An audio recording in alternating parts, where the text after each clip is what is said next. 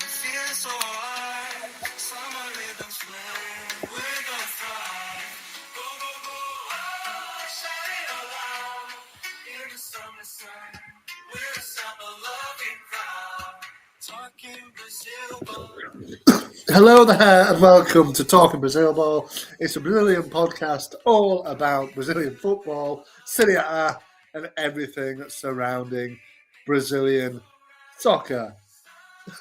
Today, Flamengo finally on the end of a win, and goals galore. All that and more coming up in today's show.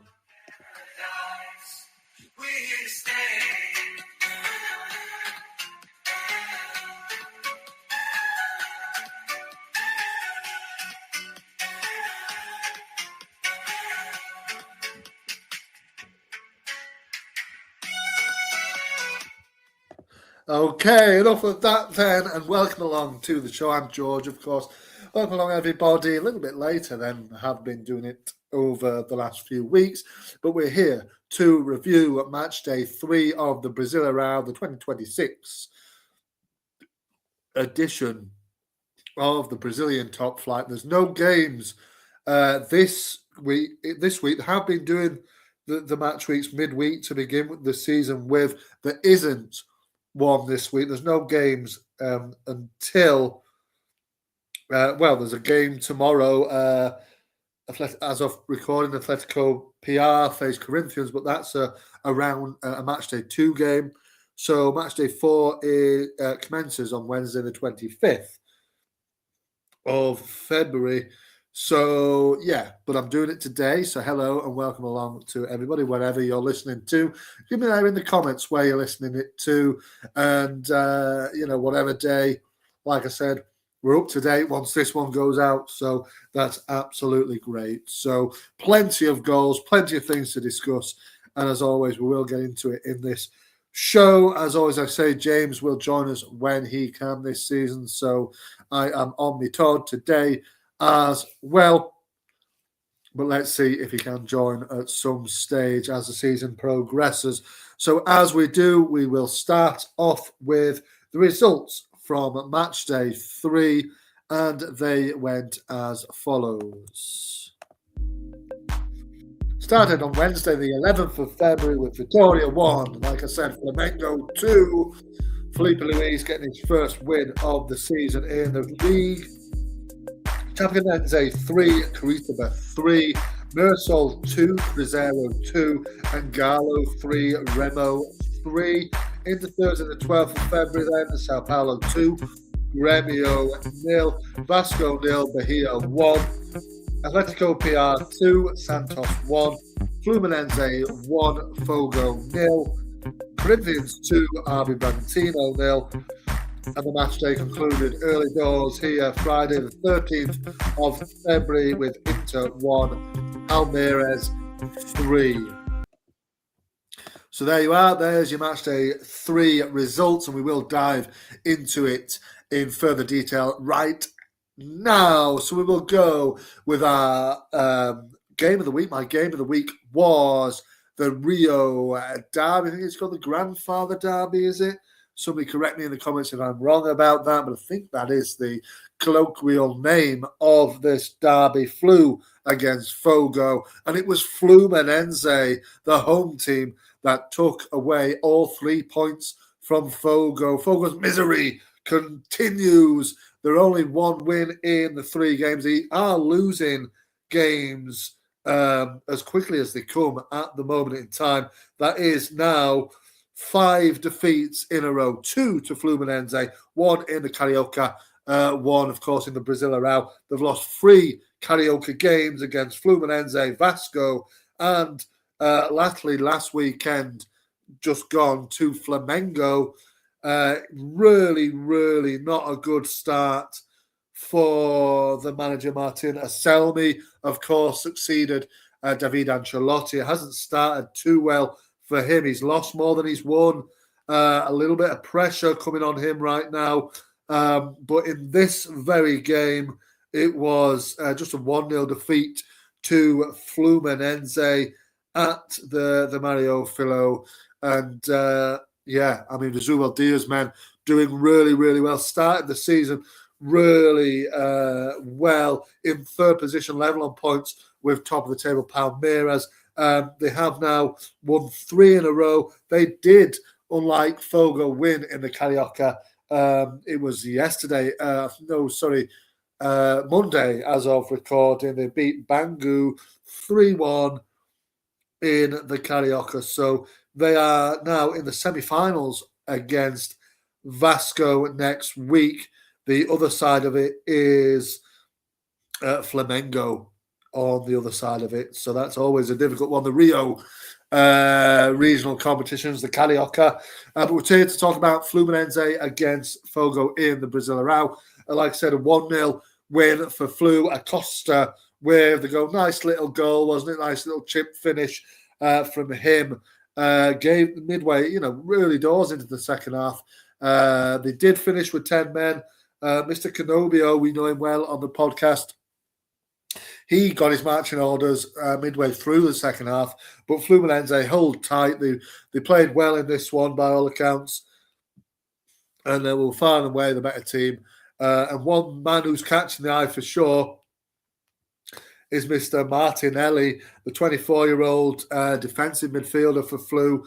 I think Ancelotti, Carlo, was in the stands for Fluminense against Fogo, and he would have seen how Martinelli did. He's on the verge potentially in his eye for a call for the World Cup squad. We'll wait and see which one Mr. Ancelotti chooses for his World Cup squad. Will be very, very interesting to see how Brazil get on in Americas this coming summer.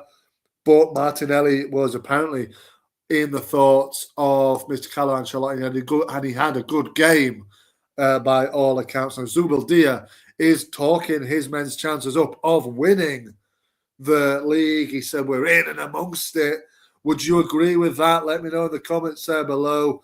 But that is, like I said, their third win in a row. They haven't lost yet this season in the league, and they're doing very, very well in the Carioca. That is now 8 unbeaten going back to mid-January. Obviously, they do play the Cariocas quite early on, and now they're integrating the Brasileirão into it. It will finish soon, will with the regional competitions, but they are still going on, and I believe that is the reason why they are playing the midweek league fixtures and the regional fixtures at the weekend at the moment. But it is Acosta, Luciano Acosta, with his second goal in 2 games. He scored on opening day with a win against Grêmio. He's followed that up with a winning goal in the win over Fogo. So, yep, that's the game of the week wrapped up. We'll see what I choose next at the end of the show for match week 4 game of the week. But Flu going very well. Fogo really do need to pull the socks up and get sorted, because I think Aselmi, I don't think he'll have that much left. He won't have long left if he continues like so. So let's wait and see what happens. But we will move on to the player of the round, player of match day 3, and we will reveal it after this.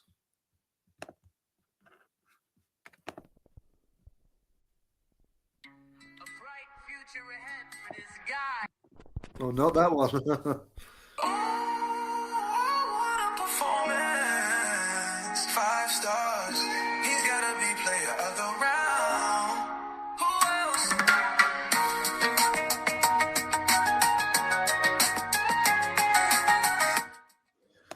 Yes, who else? And who else this week but Mr. Breno Lopez of Curitiba, who has won our player of the round for matchday 3 for his performance in Curitiba's 3-3 draw away to Chapecoense, fellow promoted side. Chapecoense, all three promoted sides, you've got to say, have kind of started pretty well. Even Remo, for the expectations that they have, they've done. They've not done too badly. Curitiba and Chapecoense as well, and Atletico Paranaense have won both of their games, so they're way up on 6 points at the moment. So all four of them have done quite well so far, and this was obviously a game between two of them that were promoted last season, and it was Mr. Breno Lopez that has come out with our Player of the Round award, having scored a brace in that 3-3 draw. Plenty of goals, like I said, in match day 3. This was one of two 3-all draws. There was a 2-apiece draw as well in there, a Desmond 2-2 in there between Marisol and Cruzeiro as well. We're talking about Curitiba. Now Lopez, a couple of nice finishes, poachers finishes, particularly the second one I did enjoy. The ball came back to him from a defender and he just poked it in. Very, very, like I said, very instinctive. He's a good player. He's already got 3 goals in 3 games. Came, of course, in the wintertime in January from relegated Fortaleza. Fortaleza have I'm not sure how they're doing actually. If it started their if their league campaign has started, I'm not too sure just yet. But Lopez came. I think it was a free. I don't know what the fee was for him. But, he's an attacker. He can play anywhere along the front line. And he's really started really, really well. 3 goals in 3. There's not more you can ask for from a 30-year-old. Obviously, he's playing in his native Brazil. And a couple of nice finishes there. Like I said, Curitiba will be very happy. Fernando Seabra will be happy with how they've started this season. And, they look like they've signed well, bought in well in the winter window. And like I said, Breno Lopez, I don't think it'll be the first time he gets the match, Player of the Round award, because, he's a good signing there, and his goals, 3 already, he might well keep them up there. Curitiba going really well. Also going very well, like I said, is Chapecoense, who in this game were 3-1 down up until the last 20 minutes, and they rescued it in injury time. Ricoldi got a late equaliser to level it at 3 apiece. But, I don't think they can have too many complaints either. They're scoring plenty of goals. That's what's 8 goals in the 3 games they've played.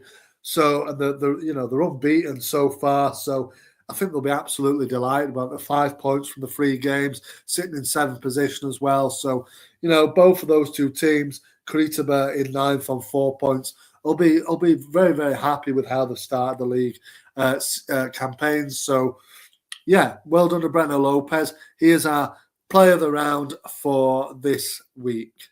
5 stars. He's gotta be Player of the Round. Who else? There we go. So moving on swiftly then to the young player of the round, one that we all know very, very well, and it is this man. Future ahead for this guy, a young talent of Brazil. How far can he go? It's the young player of the round award.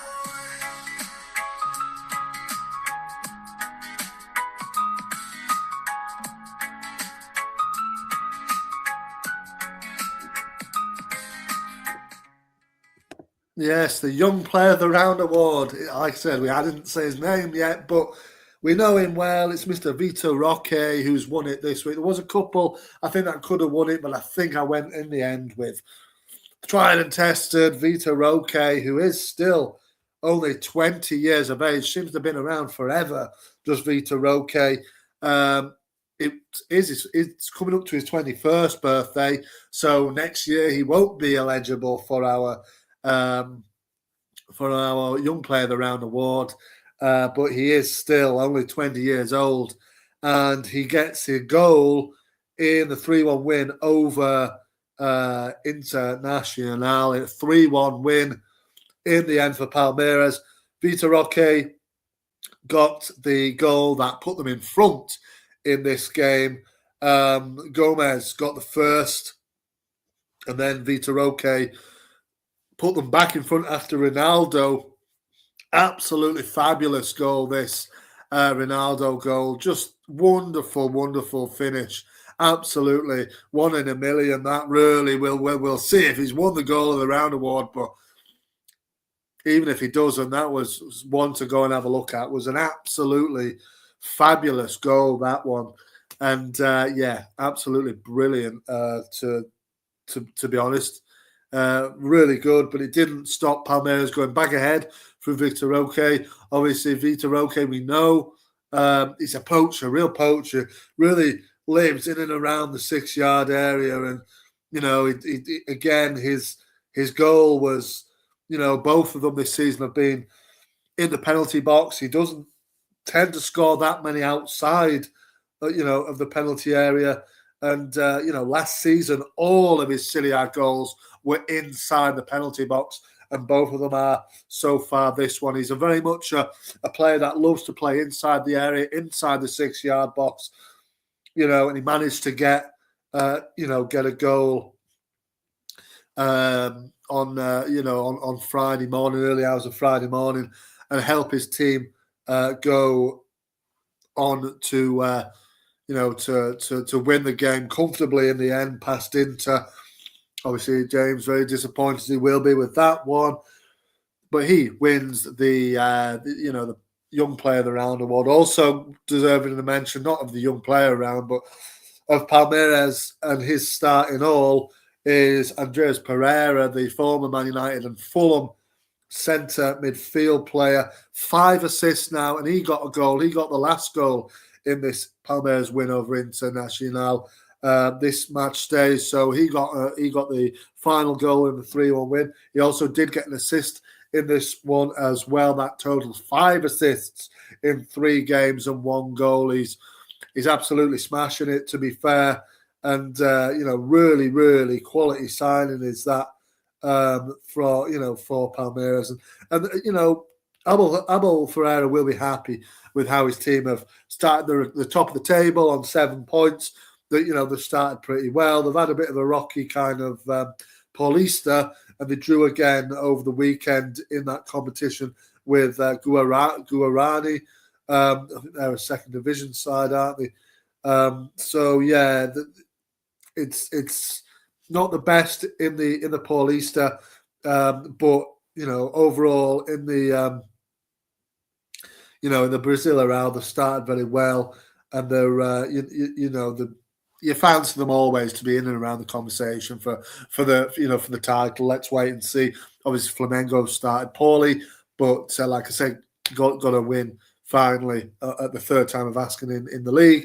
But yeah, Palmeiras really, after a draw, obviously an open day against Galo, you know, they've scored 8 goals in those 2 league games that have followed.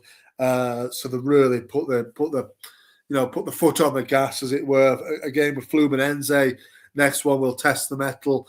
But, you know, you might fancy them to get 3 points there as well. But, you know, Vitor Roque, I'm sure, will score many goals. It'll be very interesting to see if he's on the plane for the World Cup as well. I think he might deserve to do so, really.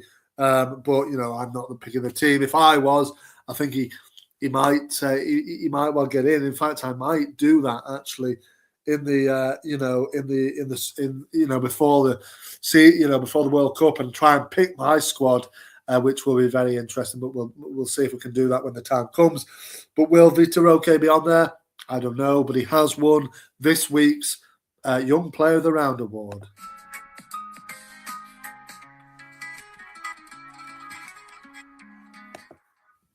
So moving again quickly on to the goal of the round. And this one was a really tricky decision.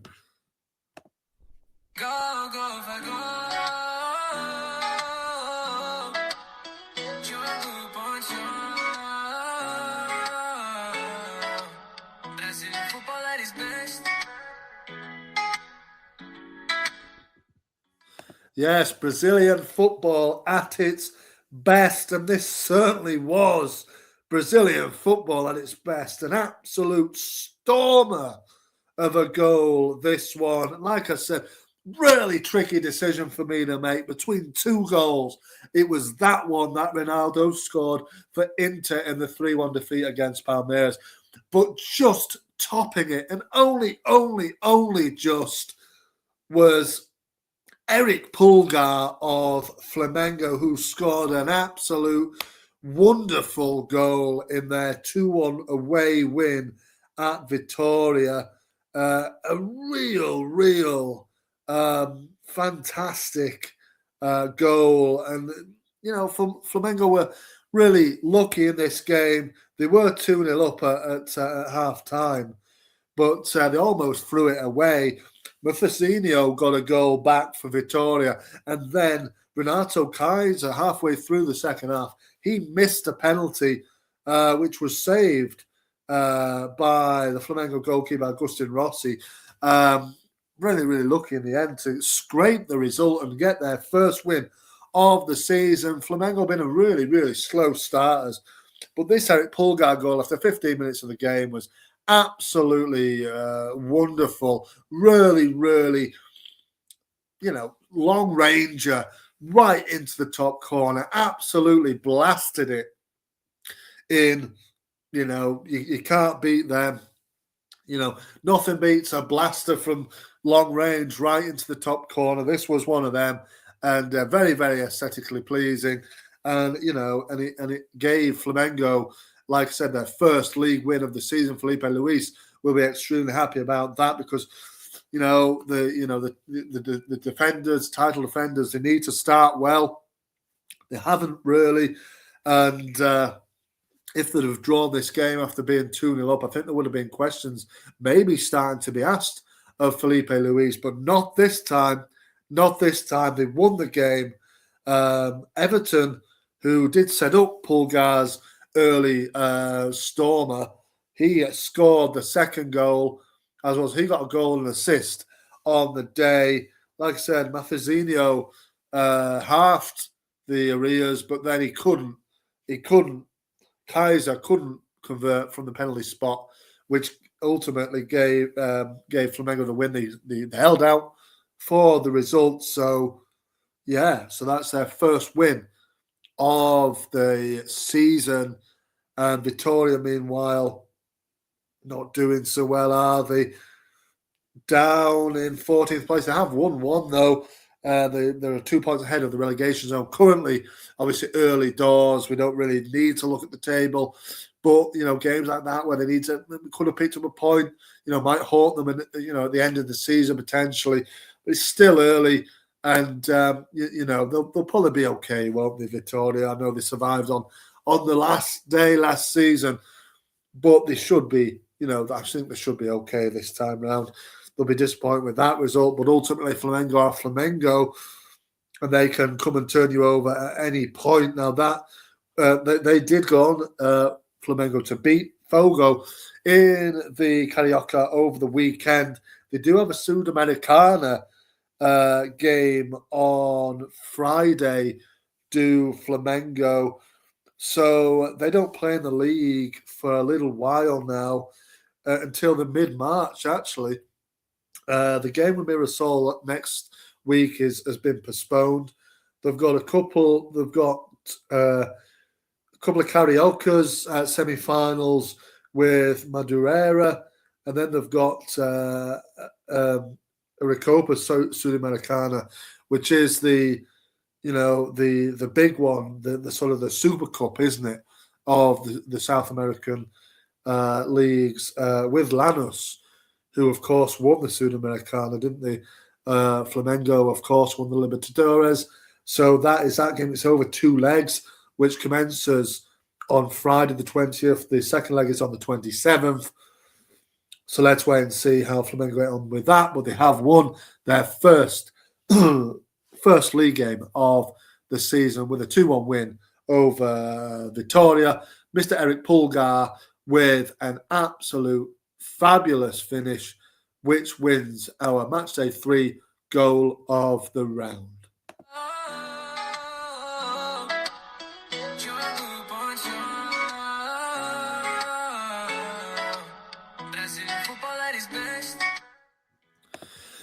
Absolutely, Brazilian football at its best. Go and have a look at that one if you haven't already seen it. It is an absolute fabulous goal. So is Ronaldo's for Inter as well. Absolutely fantastic stuff. It's what we live for. The Brazilian Real, that's what we love to see in it. Goals like that are absolutely fantastic. Anyway, we now are coming towards the end of the pod, of course. So it is time to wrap up the early table. Let's see who's where at the moment. So top of the table is Palmeiras on 7 points. Second is Sao Paulo on 7. Third, Fluminense on 7. Fourth, Bahia on 7. Fifth is Atletico PR on 6. Sixth, RB Bragantino on 6. Seventh is Chapecoense on 5. Mirassol 8 on 5. Ninth is Curitiba on 4. 10th, Flamengo on 4. 11th is Fogo on 3. 12th, Corinthians on 3. 13th, Grêmio on 3. 14th, Vitória on 3. 15th, Galo on 2. 16th is Remo on 2. Into the relegation zone then. 17th plays Vasco on 1. 18th is Santos on 1 point. 19th is Inter on 1. And 20th place, no wins yet for Mr. Tite. His Cruzeiro side are bottom of the table on 1 point. So there you go, an early season table after 3 match days. Let's wait and see how it looks at the end of the 4th one. Obviously, still plenty of time to go to see who wins, who gets relegated, and all the rest of that good stuff. So let's wait and see how it pans out. I'll be here week on week to review it. But without further ado, should I say, let's have a look at match day 4 fixtures. Like I said, no Brazilian Real this week. What a shame. They're having a break here, but they will come back on Wednesday, the 25th. And the fixtures look a little bit like this. So Wednesday, the 25th of February, we start with Fogo against Vitória. RB Bragantino against Atletico PR. Remo hosts Internacional. And Cruzeiro hosts Corinthians. In Thursday, the 26th of February, then, Grêmio hosts Galo. Palmeiras and Fluminense looks a real tasty one. Santos against Vasco. And Curitiba against Sao Paulo. Of course, that is 8 fixtures. 2 have already been postponed. Bahia against Chapecoense, and like I mentioned, Flamengo and Mirassol's game at the Maracanã is also postponed. So I expect that's due to the Carioca semi-final potentially, and Bahia might be similar in their regional competition, I think. Yes, or it might be the Libertadores qualifications against O'Higgins. I'm not sure. Either one of them. I think it probably is actually the Lib qualification game against O'Higgins. So yeah, that's probably why their game with Chapecoense is postponed. But yeah, out the 8. It's got to, I mean, I know I looked at Fluminense this week, but Zubeldia's team is so eye-catching at the moment, and they're doing so well. It's a real early top of the table clash with Palmeiras, and I think I'm going to go with Flu 2 games in a row. We're going to look at that Palmeiras game. That will be, a brilliant looking game at the Allianz Parque. I think that's one that I will cover in a couple of weeks' time. We'll see if I do one next week. Obviously, without there being any games, we'll wait and see. But until then, enjoy the week, enjoy the continental competitions, and I will see you on the next one. Adios. Bringing the passion from every town. Let the world be filled with love tonight. Sway to the beat, make you feel so right. Summer vibes, we're dancing in the heat.